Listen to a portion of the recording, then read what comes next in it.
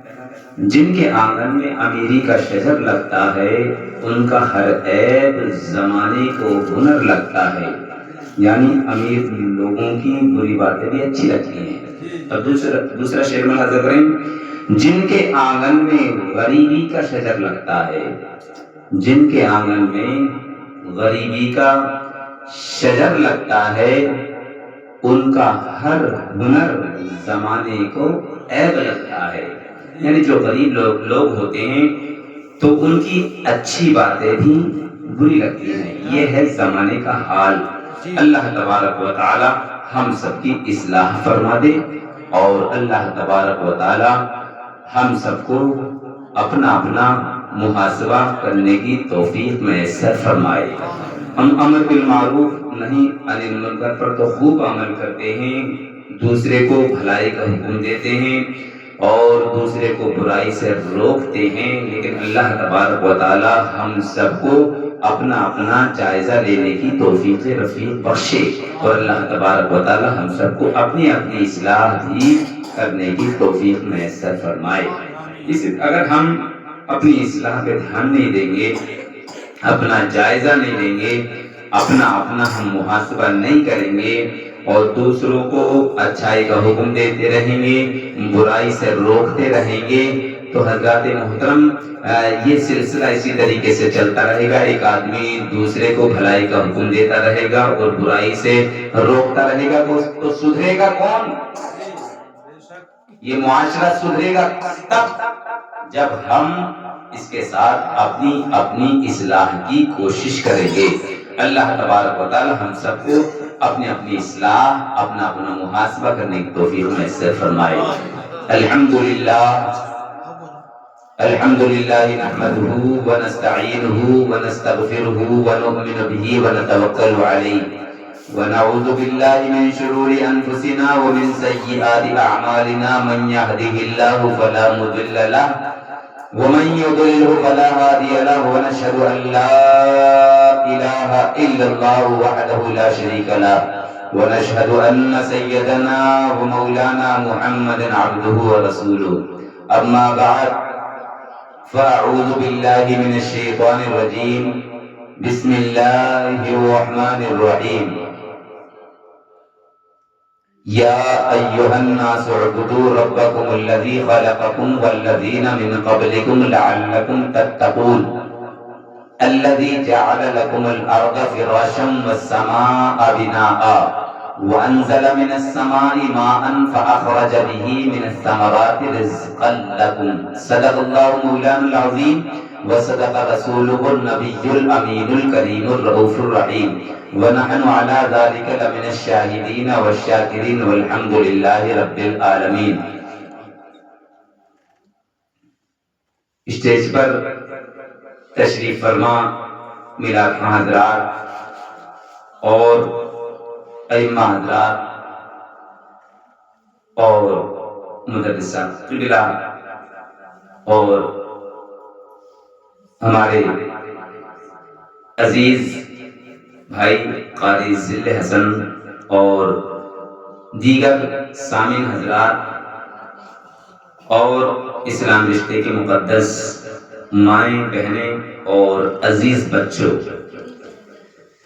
آئیے سب سے پہلے آقا نعمت آفتاب رشد و ہدایت جناب احمد مجتبی محمد مصطفیٰ صلی اللہ تعالی علیہ وسلم کی ذات بابرکات میں، جن کی شان اللہ تبارک و تعالی نے وما ارسلناک الا رحمۃ للعالمین فرمائی، جن کے تعلق سے اللہ تبارک و تعالی نے لقد من اللہ علی المؤمنین اذ بعث فیہم رسولا فرمایا، جن کی عظمت میں، جن کی شان میں، شوکت میں، رفعت میں اللہ تبارک و تعالی نے لقد جاءکم رسول من انفسکم عزیز علیہ ما عنتم فرمایا. اسی ذات بابرکات میں ایک مرتبہ والہانہ انداز میں، محبتانہ انداز میں، ملتجیانہ انداز میں، محبت کے ساتھ، عقیدت کے ساتھ، دل جمعی کے ساتھ مدینے کی جانب لو لگا کر ایک مرتبہ بآواز بلند درود پاک کا ورد مورود کریں اور پڑھیں اللہم صلی علی سیدنا و مولانا محمد وعلی آل سیدنا و مولانا محمد وبارک وسلم صلاۃ و سلام علیک یا رسول اللہ۔ نبی اور آل نبی پر ایک مرتبہ درود پاک صلی اللہ علی النبی الامی وآلہ صلی اللہ علیہ وسلم صلاۃ و سلام علیک یا رسول اللہ صلی اللہ تعالی علیہ وعلی آلہ وسلم۔ نعت پاک کے سب سے پہلے چند اشعار پڑھنے کی کوشش کرتا ہوں، آپ حضرات توجہ سے اس کو سماعت کرنے کی زحمت گوارا کریں جی۔ تمہارا نام مصیبت میں جب لیا ہوگا، تمہارا نام مصیبت میں جب لیا ہوگا، تمہارا نام مصیبت میں جب لیا ہوگا، تمہارا نام مصیبت میں جب لیا ہوگا، ہمارا بگڑا ہوا کام بن گیا ہوگا۔ حضرات محترم، یہ تو اپنوں کا حال ہے، لیکن پیارے آقا صلی اللہ تعالی علیہ وسلم کی ذات گرامی سے غیر بھی فائدہ اٹھاتے ہیں۔ حضرات محترم، ایک شخص بنی اسرائیل میں ایک شخص جس نے اللہ تبارک و تعالی کی خوب نافرمانی کی، 200 سال تقریباً اللہ تبارک و تعالی کی نافرمانی کی، وہ مر جاتا ہے، لوگ اسے گندی جگہ پر ڈال دیتے ہیں۔ اللہ تبارک و تعالی کا حکم ہوتا ہے اے موسیٰ، اے میرے کلیم، میرے اس بندے کے پاس جاؤ، پہنچانے کے بعد اس کو باعث سے اٹھاؤ، دفناؤ اور مجھ سے اس کے لیے دعا استغفار کرو۔ حضرت موسیٰ حکم بجا لائے، ایسا ہی کیا، اور کرنے کے بعد میں اللہ تبارک و تعالی کی بارگاہ میں التجا کی، پاک پروردگار، اے خلاق کائنات، اے مالک ارض و سماوات، وہ تو بہت زیادہ گنہگار تھا، وہ تو بہت زیادہ سیاکار تھا، پھر یہ اعزاز کیوں؟ تو اللہ تبارک و تعالی نے ارشاد فرمایا انه كان كلما نشر التوراة ونظر الى اسم محمد صلی اللہ تعالی علیہ وسلم قبله ووزع عینه وصلى عليه فشكرت له ذلك وغفرت ذنوبه۔ اے میرے کریم، وہ میرا بندہ بھلے ہی بہت زیادہ گنہگار تھا، سیاکار تھا، لیکن جب توریت کو کھولتا تھا اور اس کی نظر میرے محبوب کے نامے نامی اسم گرامی پر پڑا کرتی تھی تو اس کو چومتا تھا، اس کو آنکھوں سے لگاتا تھا اور ان پر درود پڑھتا تھا، اس لیے وہ میرا بندہ مجھے بہت زیادہ پیارا ہے، اس بنیاد پر میں نے اس کے تمام گناہوں کو معاف کیا۔ یہ تو غیروں کا حال ہے، جب غیروں پر اتنا کرم ہے اللہ تبارک و تعالیٰ کا، تو حضرات محترم اپنوں پر کتنا کرم ہوگا۔ اور جب پیارے آقا صلی اللہ تعالی علیہ وسلم کے نام نامی اسم گرامی سے غیر کو فائدہ پہنچ سکتا ہے تو حضرات محترم اپنوں کا کیا عالم ہوگا۔ تمہارا نام مصیبت میں جب لیا ہوگا، زیادہ تشریح نہیں جاؤں گا کیونکہ اس کے بعد میں کچھ معروضات بھی پیش کرنے ہیں، دھیان سے سنیے گا، سب کچھ سننا آتا چلا جائے گا، آسان اشعار ہیں۔ تمہارا نام مصیبت میں جب لیا ہوگا، تمہارا نام مصیبت میں جب لیا ہوگا، ہمارا بگڑا ہوا کام بن گیا ہوگا، اور دکھائی جائے گی محشر میں شان محبوبی، جہاں پر اگلے بھی ہوں گے، پچھلے بھی ہوں گے، اپنے بھی ہوں گے، غیر بھی ہوں گے، سب پیارے آقا صلی اللہ تعالی علیہ وسلم کی تعریف توصیف کرتے ہوئے نظر آئیں گے۔ دکھائی جائے گی محشر میں شان محبوبی، دکھائی جائے گی محشر میں شان محبوبی، کہ آپ ہی کی خوشی آپ کا کہا ہوگا، کہ آپ ہی کی خوشی آپ کا کہا ہوگا، اور خدائے پاک کی چاہیں گے اگلے پچھلے خوشی، خدائے پاک کی چاہیں گے اگلے پچھلے خوشی، خدائے پاک خوشی ان کی چاہتا ہوگا، خدائے پاک خوشی ان کی چاہتا ہوگا، تمہارا نام مصیبت میں جب لیا ہوگا۔ بہت پیار سے ہم نازل کریں۔ کوئی کہے گا دعائی ہے یا رسول اللہ، کوئی کہے گا دعائی ہے یا رسول اللہ، تو کوئی تھام کے دامن میں چل گیا ہوگا، تو کوئی تھام کے دامن میں چل گیا ہوگا، اور کسی کو لے کے چلیں گے فرشتے سوئے جہنم، کسی کو لے کے چلیں گے فرشتے سوئے جہنم، کسی کو لے کے چلیں گے فرشتے سوئے جہنم، وہ ان کا راستہ پھر پھر کے دیکھتا ہوگا، وہ ان کا راستہ پھر پھر کے دیکھتا ہوگا۔ پیارے آقا صلی اللہ علیہ وسلم کا بروز محشر جب نفسی نفسی کا عالم ہوگا، کوئی بھی کسی کا پرسان حال نہ ہو، سب نزدے پر سورج ہوگا۔ حضرات محترم ذرا سوچیے پیارے آقا صلی اللہ علیہ وسلم کو اپنی امت سے کتنا پیار ہے، پیارے آقا صلی اللہ علیہ وسلم کی کیا حالت ہوگی ملاحظہ کریں۔ عزیز بچے کو ماں جس طرح تلاش کرے، عزیز بچے کو ماں جس طرح تلاش کرے، خدا گواہ ہے وہی حال آپ کا ہوگا، خدا گواہ ہے وہی حال آپ کا ہوگا، اور کہیں گے اور نبی اذهبوا الی غیری۔ حضرات محترم امت محمدیہ حضرت آدم علیہ السلام کے پاس جائیں گی تو کیا کہیں گے اذهبوا الی غیری، کسی اور کے پاس جاؤ۔ پھر حضرت نوح علیہ السلام کے پاس ان کی زبان پر یہ ہوگا اذهبوا الی غیری۔ جتنے بھی اولو العزم اور سران نظام ہیں تمام کے پاس لوگ جائیں گے، سب کی زبان پر ایک ہی بات ہوگی اذهبوا الی غیری۔ پھر حضرت عیسیٰ علیہ السلام کے پاس جب لوگ جائیں گے تو وہ پیارے آقا صلی اللہ علیہ وسلم کی یاد دلائیں گے، تب پیارے آقا صلی اللہ علیہ وسلم یاد آ جائیں گے، پھر سب لوگ پیارے آقا صلی اللہ علیہ وسلم کی خدمت عالیہ میں پہنچیں گے۔ پیارے آقا صلی اللہ علیہ وسلم ارشاد فرمائیں گے انا لہا، ہاں میں ہی تمہارا شفیع ہوں، میں ہی تمہاری شفاعت کروں گا۔ کہیں گے اور نبی اذهبوا الی غیری، یعنی کسی اور کے پاس جاؤ، کہیں گے اور نبی اذهبوا الی غیری، میرے حضور کے لب پر انا لہا ہوگا، میرے حضور کے لب پر انا لہا ہوگا، تمہارا نام مصیبت میں جب لیا ہوگا، ہمارا بگڑا ہوا کام بن گیا ہوگا۔ ایک مرتبہ درود پاک پڑھیں، اللہم صلی علی سیدنا و مولانا محمد وعلی آل سیدنا مولانا محمد وبارک وسلم صلاة و سلام علیک یا رسول اللہ صلی اللہ تعالی علیہ وعلی آلہ وسلم۔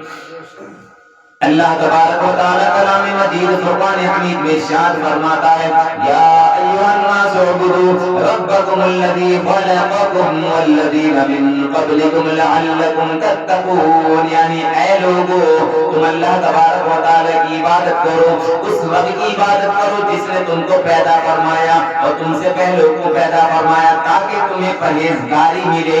حضرات محترم اللہ تبارک و تعالی نے ارشاد فرمایا یا ایھا الناس اعبدوا، اے لوگو تم عبادت کرو اپنے پروردگار کی۔ حضرات محترم اس سے عورتیں یہ نہ سوچیں کہ یہ حکم تو مردوں کے لیے ہے ہمارے لیے نہیں ہے۔ حضرات محترم تقریباً اللہ تبارک و تعالیٰ نے فرمایا یا ایھا الناس اعبدوا، اے لوگو تم اپنے پروردگار کی عبادت کرو، اس کے اندر عورتیں بھی داخل ہیں۔ اب آیت کریمہ کا مطلب یہ ہوگا اے لوگو تم اپنے رب کی عبادت کرو، اے عورتوں تم اپنے رب کی عبادت کرو جس نے تم کو پیدا فرمایا اور تم سے پہلوں کو پیدا فرمایا تاکہ تمہیں پرہیزگاری ملے۔ حضرات محترم اگر ہم اللہ تبارک و تعالیٰ کی عبادت کریں گے, اللہ تبارک و تعالیٰ کی ریاضت کریں گے, تو ہمیں اس آیت کریمہ سے یہ پتہ چلتا ہے کہ اللہ تبارک و تعالیٰ کی عبادت, اللہ تبارک و تعالیٰ کی ریاضت کرنے کے بعد اللہ تبارک و تعالیٰ ہمیں پرہیزگاری عطا فرما دے گا.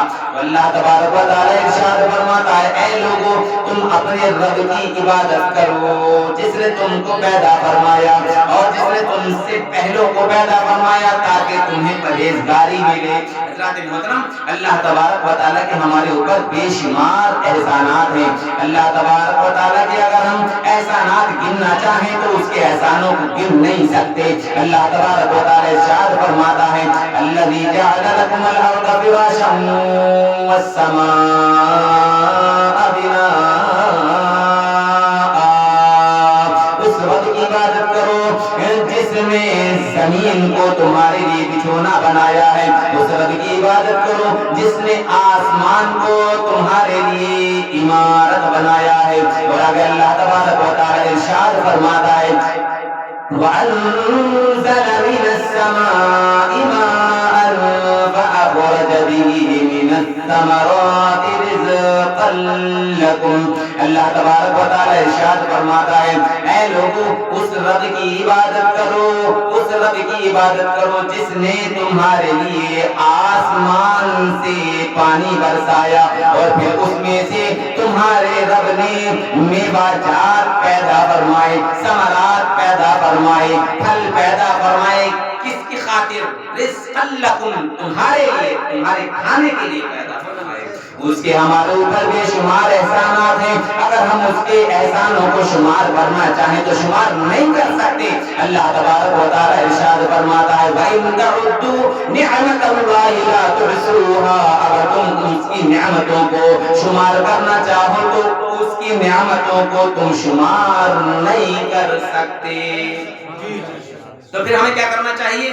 اللہ تبارک و تعالیٰ کی عبادت کرنا چاہیے. اللہ تبارک و تعالیٰ نے ہمیں اپنی عبادت کے لیے اس دنیا میں بھیجا ہے, اپنی عبادت کے لیے پیدا فرمایا ہے. جنات ہوں, انسان ہوں, اللہ تبارک و تعالیٰ نے اپنی عبادت کے لیے ان کو پیدا فرمایا ہے. وَمَا خَلَقْتُ الْجِنَّ وَالْإِنسَ إِلَّا لِيَعْبُدُونَ, ہم نے جنات کو اور انسانوں کو اپنی عبادت کے لیے پیدا فرمایا ہے.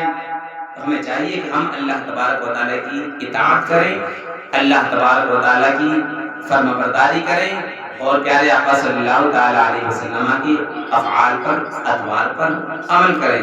تو فائدہ کیا ملے گا؟ اللہ تبارک و تعالیٰ ہمیں جنت دے گا. اللہ تبارک و تعالیٰ کا نام مجید فرقان حمید میں سورہ نساء کے اندر ارشاد فرماتا ہے, وَمَن يُطِعِ اللَّهَ وَرَسُولَهُ يُدْخِلْهُ جَنَّاتٍ تَجْرِي مِن تَحْتِهَا الْأَنْهَارُ خَالِدِينَ فِيهَا. جو اللہ تبارک و تعالیٰ اور اس کے رسول کی اطاعت کرے گا تو اللہ تبارک و تعالیٰ انہیں باغات عطا فرمائے گا.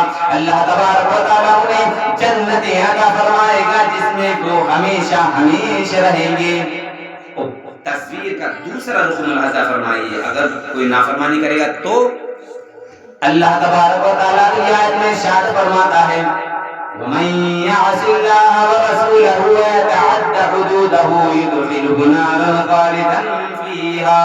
جو اللہ تبارک و تعالیٰ کی نافرمانی کرے گا اور اس کے حدود کو پامال کرے گا. حضرات محترم, یہ شریعت ہے کیا؟ یہ حدیں ہیں. حدیں ایسی ہیں کہ اگر ہم نے ان کو پامال کر دیا تو حضرات محترم اللہ تبارک و تعالیٰ کا عذاب, اللہ تبارک و تعالیٰ کا عتاب ہمارے لیے منتظر ہے.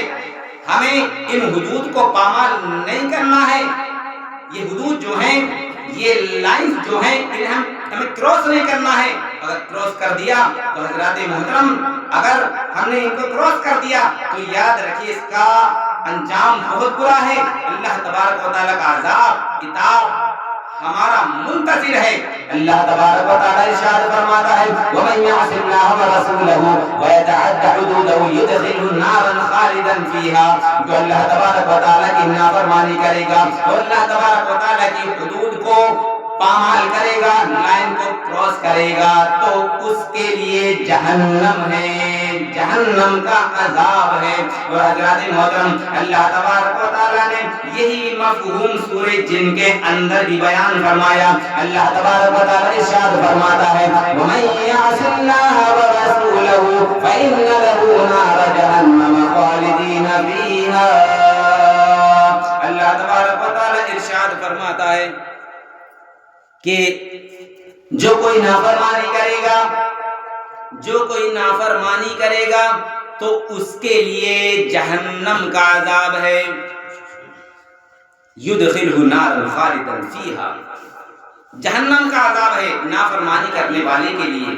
تو حضرات محترم ہمیں اللہ تبارک و تعالیٰ کی عبادت کرنا چاہیے، اللہ تبارک و تعالیٰ کی ریاضت کرنا چاہیے،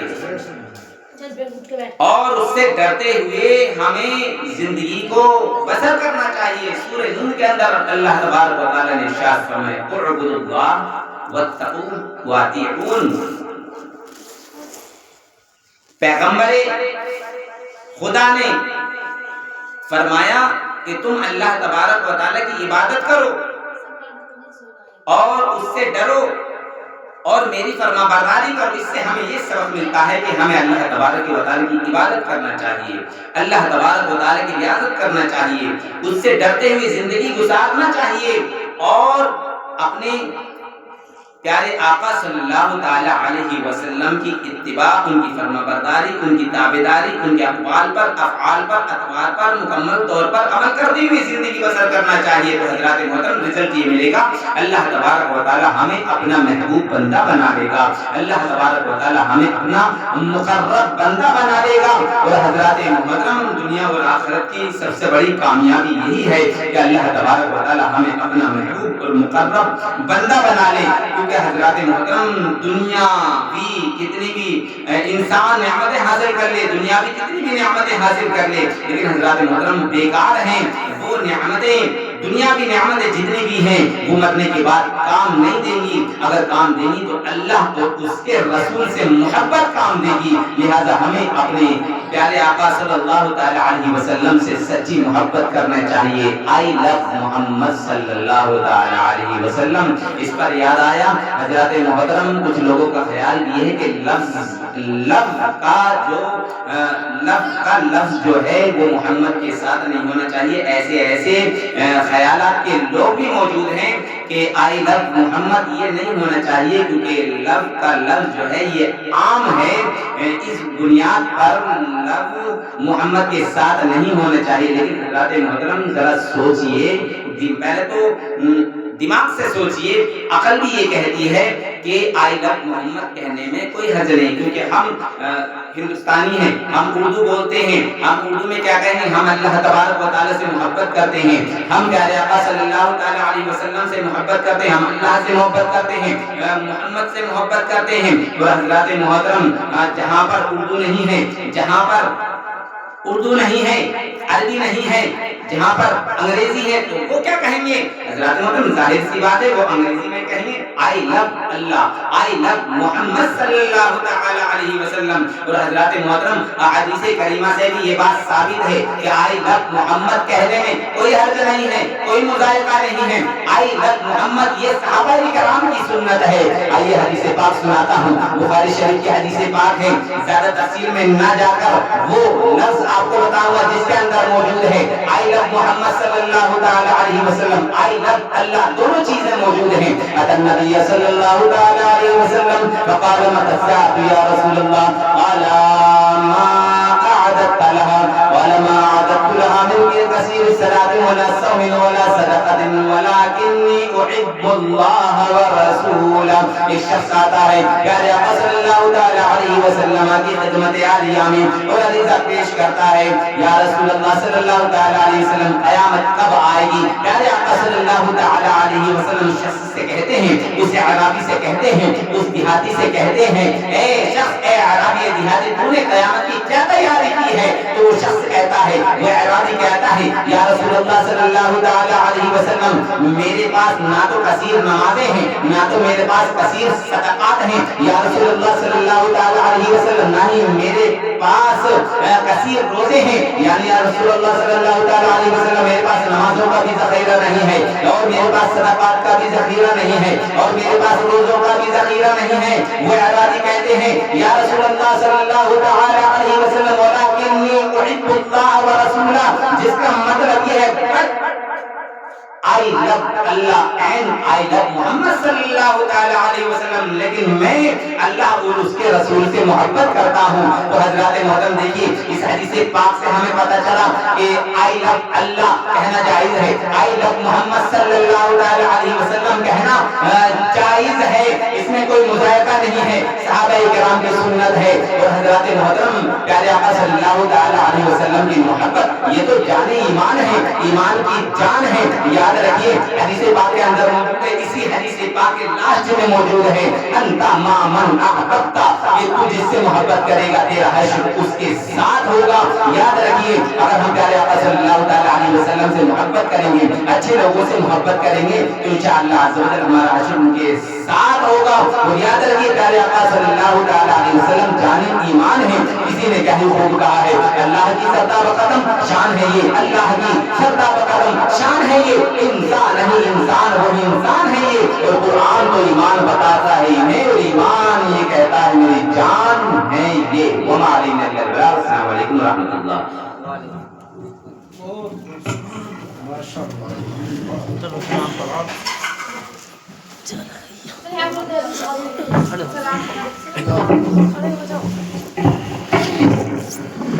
مصطفیٰ